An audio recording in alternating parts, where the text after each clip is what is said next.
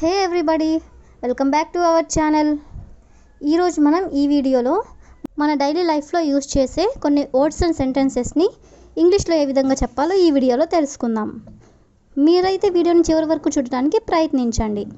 Video కనుక నచ్చినట్లయితే like చేయండి, షేర్ చేయండి. అలాగే మరిన్ని ఇంట్రెస్టింగ్ వీడియోస్ కోసం నా ఛానల్ని సబ్స్క్రైబ్ చేయండి. ఇప్పుడైతే వీడియో స్టార్ట్ చేద్దామా? Let's start the video now. First one is ఊడ్చడం. ఊడ్చడం దీన్ని ఇంగ్లీష్లో స్వీపింగ్ అని అంటాం.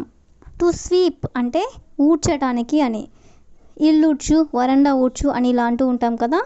దీనికి ఎగ్జాంపుల్ సెంటెన్స్గా she is sweeping the bedroom. She is sweeping the bedroom అంటే ఆమె బెడ్రూమ్ ఊడుస్తుంది అని. నెక్స్ట్ వన్ ఈజ్ తోమడం. తోమడం దీన్ని మనం ఇంగ్లీష్లో doing dishes, doing dishes or washing dishes, రెండిటికి మీనింగ్ కూడా తోమడం అని. దీనికి ఎగ్జాంపుల్ సెంటెన్స్గా do the dishes or wash the dishes. Do the dishes అంటే అంట్లు తోము అని, లేదా వాష్ ద డిషెస్ గిన్నెలు తోము అని, రెండిటికి మీనింగ్ కూడా సేమ్. నెక్స్ట్ వన్ ఈజ్ నాతో పాటు రా లేదా నాతో రా ఇలా చెప్తూ ఉంటాం కదా. దీన్ని మనం ఇంగ్లీష్లో come with me, come with me అంటే నాతో పాటు రా అని. దీనికి ఎగ్జాంపుల్ సెంటెన్స్గా కమ్ విత్ యువర్ ఫాదర్.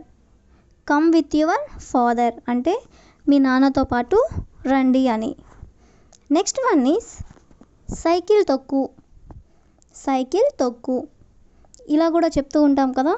దీన్ని మనం ఇంగ్లీష్లో ride the bicycle, ride the bicycle అంటే సైకిల్ తొక్కు అని. దీనికి ఎగ్జాంపుల్ సెంటెన్స్గా ride the bicycle carefully on the road.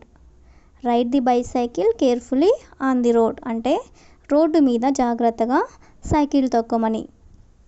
Next one is ఇంకెలా. ఈ వర్డ్ని మనం చాలా ఫ్రీక్వెంట్గా యూజ్ చేస్తూ ఉంటాం కదా. దీన్ని మనం ఇంగ్లీష్లో హౌ ఎల్స్ అంటే ఇంకెలా అని. దీనికి ఎగ్జాంపుల్ సెంటెన్స్గా how else do you understand what I'm saying. How else do you understand what I'm saying అంటే నేను చెప్పేది నీకు ఇంకెలా అర్థమవుతుంది అని. నెక్స్ట్ వన్ ఈజ్ వెర్రివాడివా. దీన్ని కూడా మనం చాలా ఫ్రీక్వెంట్గా ఎవరినైనా అడుగుతూనే ఉంటాం కదా. దీన్ని మనం ఇంగ్లీష్లో are you crazy, are you crazy అంటే నువ్వు వెర్రివాడివా అని. దీనికి ఎగ్జాంపుల్ సెంటెన్స్గా why are you talking like crazy. Why are you talking like crazy అంటే నువ్వు వెర్రివాడిలాగా ఎందుకు మాట్లాడుతున్నావు అని, లేదా వెర్రిదానిలాగా ఎందుకు మాట్లాడుతున్నావు అని. నెక్స్ట్ వన్ ఈజ్ కోపం వస్తే. కోపం వస్తే ఇలా అంటూ ఉంటారు కదా. నీకు కోపం వస్తే లేదా నాకు కోపం వస్తే అని. దీన్ని మనం ఇంగ్లీష్లో if you get angry or if I get angry అని ఈ విధంగా చెప్తాం. దీనికి ఎగ్జాంపుల్ సెంటెన్స్గా if you get really angry don't shout and go inside and sit. If you get really angry don't shout and go inside and sit అంటే నీకు గనక నిజంగా కోపం వస్తే నువ్వు లోపలికి వెళ్ళి సైలెంట్గా కూర్చో అని. నెక్స్ట్ వన్ ఈజ్ నొప్పిగా ఉందా. నొప్పిగా ఉందా ఏదైనా దెబ్బ తగిలినప్పుడు మనం ఇలా అడుగుతూ ఉంటాం కదా. దీన్ని మనం ఇంగ్లీష్లో is it painful, is it painful అంటే నొప్పిగా ఉందా అని.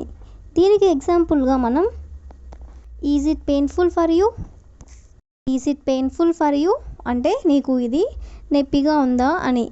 నెక్స్ట్ వన్ ఈజ్ ఏమైనా అనుకోనివ్వు. ఏమైనా అనుకోనివ్వు, వాళ్ళని ఏమైనా అనుకోనివ్వు అని ఇలా అంటూ ఉంటారు కదా.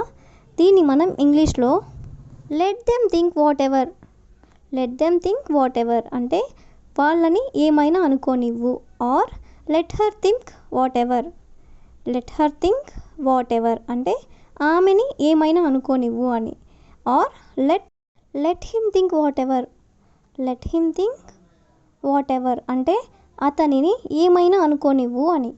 దీనికి ఎగ్జాంపుల్ సెంటెన్స్గా let her think whatever she wants. Let her think whatever she wants అంటే ఆమెకి నచ్చినట్లుగా ఏదైనా అనుకోనివ్వు అని. నెక్స్ట్ వన్ ఈజ్ ఇబ్బందులు. దీన్ని ఫ్రీక్వెంట్గా యూజ్ చేస్తూ ఉంటారు కదా. దీన్ని ఇంగ్లీష్లో డిఫికల్టీస్ ఆర్ ట్రబుల్స్ అని అంటారు. దీనికి ఎగ్జాంపుల్ సెంటెన్స్గా I have a lot of difficults this month. I have a lot of difficults this month అంటే ఈ నెలలో నాకు చాలా ఇబ్బందులు ఉన్నాయి అని.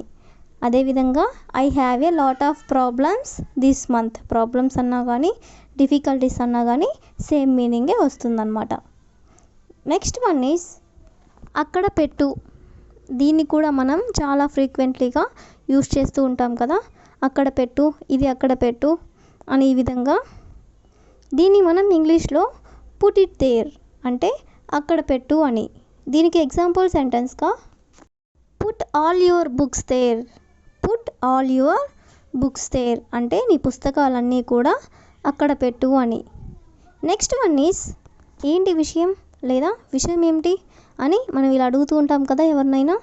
దీన్ని ఇంగ్లీష్లో what's the matter.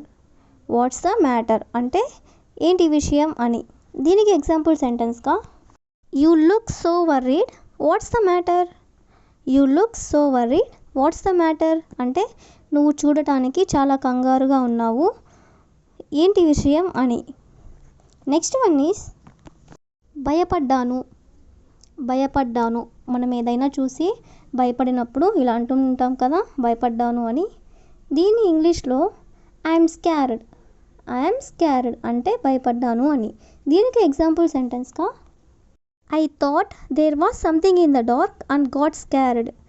I thought there was something in the dark and got scared అంటే నేను చీకట్లో ఏదో ఉందని అనుకొని భయపడ్డాను అని.